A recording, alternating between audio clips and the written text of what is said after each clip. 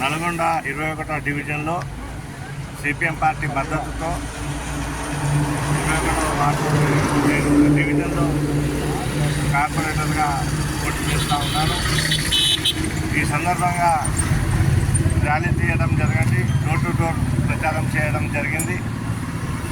ఈరోజు చూసుకుంటే గత 10 సంవత్సరాల్లో కేసీఆర్ గారి నాయకత్వంలో ప్రభుత్వం ఉన్నప్పుడు జరిగిన అభివృద్ధి, ఇప్పుడు ఈ 2 ఏళ్లలో జరిగిన అభివృద్ధి చూసుకుంటే గతంలో ప్రభుత్వం చేసిన అభివృద్ధికే రిబ్బిన్లు కట్ చేసుకుంటూ తిరుగుతూ ఉన్నారు.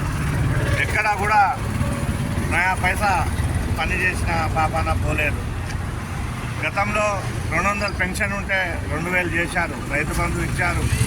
తర్వాత చాలా రైతు సంక్షేమ పథకాలు, యువత సంక్షేమ పథకాలు, మహిళా సంక్షేమ పథకాలు అన్నీ తీసుకొచ్చి కేసీఆర్ షాదీ ముబారక్, కళ్యాణ లక్ష్మి దాదాపు అన్ని వర్గాలకు, అనగారిన అన్ని వర్గాలకు కేసీఆర్ ప్రభుత్వం, కేసీఆర్ గారి నాయకత్వంలో బీఆర్ఎస్ ప్రభుత్వం ఎన్నో సంక్షేమ పథకాలు తీసుకొస్తే ఇప్పుడు వచ్చిన కాంగ్రెస్ ప్రభుత్వం వచ్చి 2 ఏళ్ళు దాటుతున్న ఇప్పటి వరకు ఏ అభివృద్ధి కార్యక్రమానికి నోచుకోలేదు.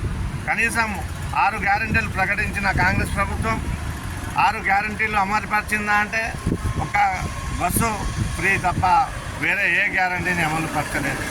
పేదవాళ్ళకు సంక్షేమం దూరమై పేదవారికి ఇబ్బందులు పడి వాళ్ళు చాలా బాధపడుతూ ఉన్నారు.